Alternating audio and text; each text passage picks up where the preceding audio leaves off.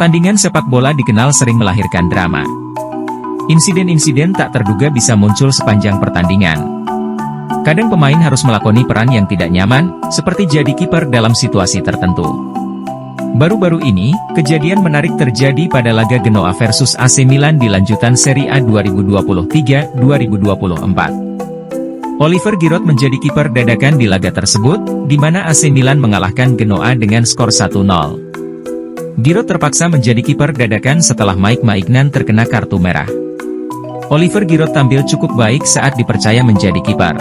Dia berhasil menjaga gawangnya dari kebobolan dan mengantarkan AC Milan meraih kemenangan. Namun, Giroud bukan satu-satunya outfield player, atau pemain bukan kiper yang pernah menjadi kiper dadakan. Ada sejumlah pemain lainnya yang pernah melakukan hal serupa. Berikut ini daftar pemain yang pernah menjadi kiper dadakan. Sebagai seorang striker, Harry Kane tentu sudah terbiasa mencetak gol ke gawang lawan. Namun, Harry Kane juga pernah harus menjaga gawangnya sendiri.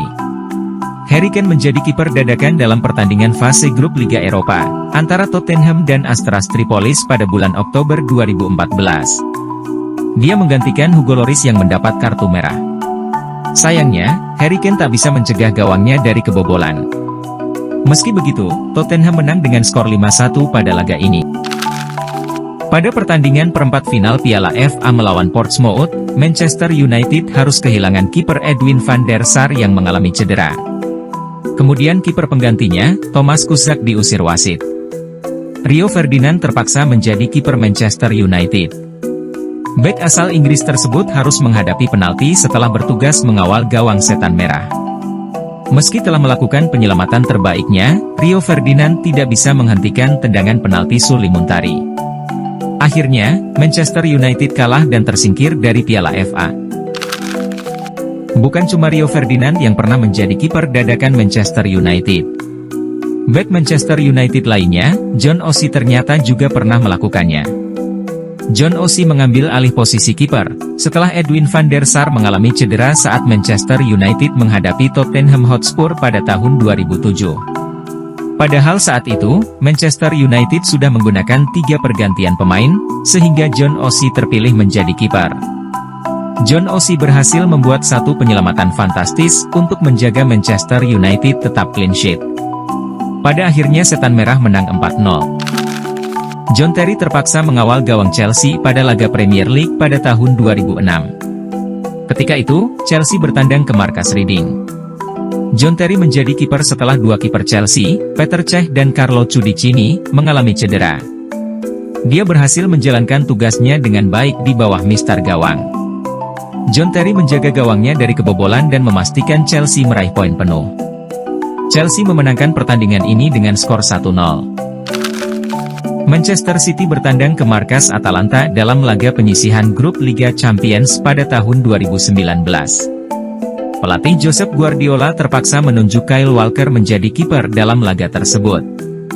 Kyle Walker mendadak mengawal gawang Manchester City, setelah Ederson mengalami cedera dan Claudio Bravo di kartu merah. Kyle Walker melakukan tugasnya dengan baik meski terlihat kurang meyakinkan. Hingga laga usai, Kyle Walker membuat Manchester City tidak mengalami kekalahan. Pertandingan yang digelar di San Siro itu berakhir dengan skor 1-1. Dani Alves menjadi sorotan saat Paris Saint-Germain menang 4-1 atas tim Divisi 2 Sochaux di ajang Piala Prancis. Dani Alves menjadi kiper dadakan setelah kiper PSG Kevin Trapp diganjar kartu merah. PSG sudah menggunakan semua jatah pergantian pemainnya, saat Kevin Trapp mendapatkan kartu merah. Kevin Trapp diusir usai melanggar striker Sochaux, Thomas Robinet di luar kotak penalti. Akhirnya berhasil lolos ke perempat final Piala Prancis. Alves tampil cukup baik sebagai kiper. Bek asal Brasil tersebut mampu menjaga gawangnya tidak kebobolan.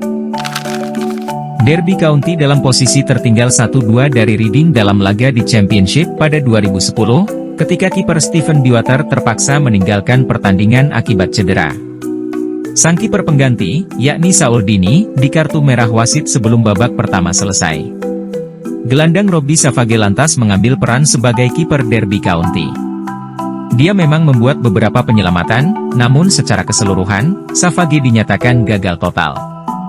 Derby County kalah dengan skor telak 1-4. Laga Sheffield United melawan Arsenal pada 2006, dilabeli duel David versus Goliath untuk menggambarkan kesenjangan kedua tim. Pelatih Sheffield kala itu, Neil Warnock, terkenal dengan kebiasaannya tak membawa kiper cadangan. Jadi saat laga itu timnya harus kehilangan kiper Paddy Kenny akibat cedera, Neil Warnock menunjuk Phil Jagielka untuk menggantikan Kenny. Penampilan Jagielka di luar dugaan. Dia mampu menyelamatkan gawangnya dari serbuan Arsenal yang dipimpin Robin van Persie. Sheffield United mempertahankan skor 1-0 hingga laga usai, dan meraih kemenangan sensasional atas Arsenal, tentu dengan kontribusi Phil Jagielka. West Ham kehilangan kiper Robert Green saat melawat ke kandang Blackpool karena mendapat kartu merah. Saat itu pertandingan krusial buat West Ham. Pelatih West Ham saat itu, Sam Allardyce tidak membawa kiper cadangan. Sam Allardyce terpaksa menunjuk mantan pemain muda Arsenal, Henry Lansbury untuk menggantikan Robert Green. Keputusan tersebut berhasil. West Ham tak kebobolan di sisa pertandingan dan bahkan bisa menang dengan skor 4-1. Pertandingan MK Dons melawan Preston tinggal tersisa 10 menit dan skor menunjukkan angka 1-1. Namun sebuah insiden terjadi yang mengakibatkan kiper Dons, Cody Cropper, mendapatkan kartu merah. Cropper lantas digantikan striker Alex Revel. Tak dinyana, Revel mampu membuat penyelamatan gemilang atas penalti lawan dari kartu merah Cropper. MK Dons berhasil mempertahankan skor imbang 1-1 tersebut hingga pertandingan tuntas.